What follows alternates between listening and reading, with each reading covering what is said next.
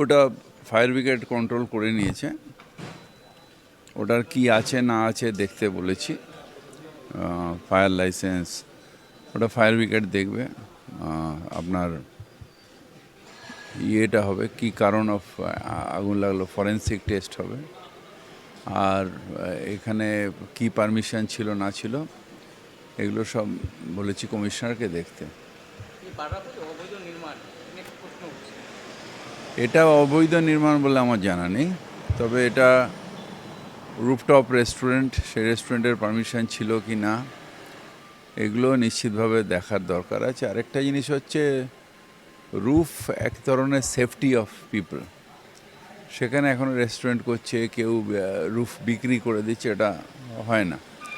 যে মানুষগুলো থাকেন তাদের সুরক্ষার জন্যই ছাদ, এবং আমার মতে ছাদটাকে এনক্রোচ না করাই উচিত মানুষের স্বার্থে। দেখি যদি আমি কথা বলবো গভর্নমেন্টের সাথে, যদি এটা নিয়ে কোনো আইন আনা যায়।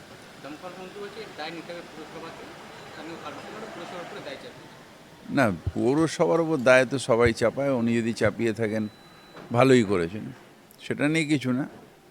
তার কারণ হচ্ছে যে ইলিগাল নির্মাণ কিনা এটা এখনও জানা যায়নি। তবে হ্যাঁ, রাস্তা রুফের ওপরে সেটা নিয়ে কি পারমিশন ছিল না ছিল এগুলো আমি ফাইল দেখতে বলেছি।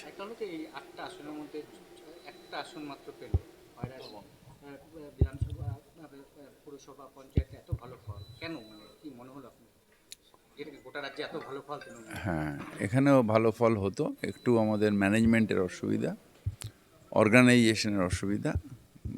ম্যাডামের প্রতি বা ম্যাডামের যে স্কিমগুলো সেগুলোর উপকার সারা সাউথ বেঙ্গল পেয়েছে। মানুষের যার সাথে কথা বলছি তিনি ম্যাডামের ব্যাপারে অর্থাৎ মুখ্যমন্ত্রীর ব্যাপারে অত্যন্ত ধন্যবাদ জানাচ্ছেন।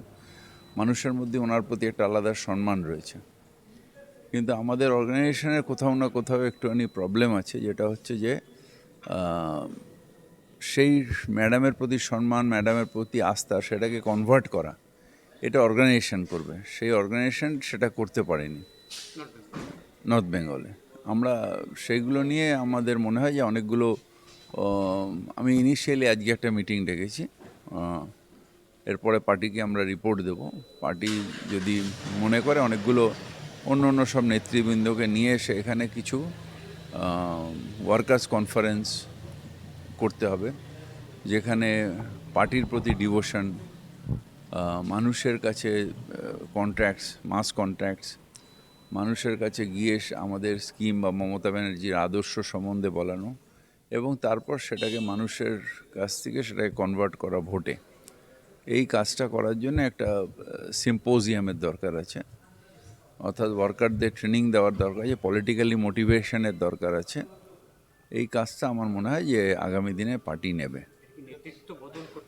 না না, বদল টদল কেন, আপনি নেতৃত্ব বদল করে হবে না, আপনাকে গ্রাসরুটে ওয়ার্কারদের পলিটিক্যালাইজ করতে হবে, তাদের ডিভোটেড করতে হবে এবং তাদের নীতিবোধ তৈরি করতে হবে, এবং সেই ডিভোশন দিয়েই গ্রাসরুট ওয়ার্কাররা তারা ভোটটাকে, যেটা যেটা মমতা ব্যানার্জির প্রতি যাদের কমিটমেন্ট আছে, যাদের যে হ্যাঁ উনি ভালো কাজ করছেন, উনি অনেক কিছু করেছেন, সেই মানুষগুলোর সাথে যোগাযোগ রেখে গ্রাসরুট লেভেলে তাদের ভোটে কনভার্ট করতে হবে।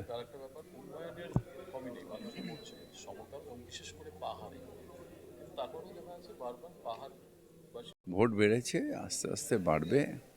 একটা সময় ছিল যখন পাহাড়ের এই একটা তাদের নিজেদের ওই আন্দোলনের জন্যে পাহাড়ে অনেকটা সময় হয়েছে, তারপরেও এক্সপেকটেশন দুবার তিনবার ধরে বিজেপির প্রতি করে, যদিও বিজেপির কাছ থেকে সেন্ট্রাল গভর্নমেন্টের কাছে কিছুই পায় না আজ পর্যন্ত। যা পেয়েছে মমতা ব্যানার্জির কাছ থেকে পেয়েছে পাহাড়, সেন্ট্রাল গভর্নমেন্ট লবডাঙ্গাটাকে, তবু আশায় মরে। গতকাল কলকাতা হাইকোর্টের ডিভিশন বেঞ্চ সিঙ্গেল বেঞ্চের রায়কে বহাল রেখেছে, এই বিষয়ে আপনি কোনটা, কোন রায়টা? হুক্কাবার। হুকাবার আমরা করব, আইন ওরা ডিভিশন বেঞ্চ না, সিঙ্গেল বেঞ্চও আইনটাকে বলেছে, আইনটাকে প্রণয় করতে, মানে আমার এক্সিকিউটিভ অর্ডারে হবে না, এটাকে আইন করে আনতে হবে। যেহেতু এটা টোব্যাকো অ্যাক্টের মধ্যে নেই, এটাকে আইন করে আনতে হবে। সেটা আমরা আইন প্রণয়ন করে অ্যাসেম্বলির থেকে তারপরে করব।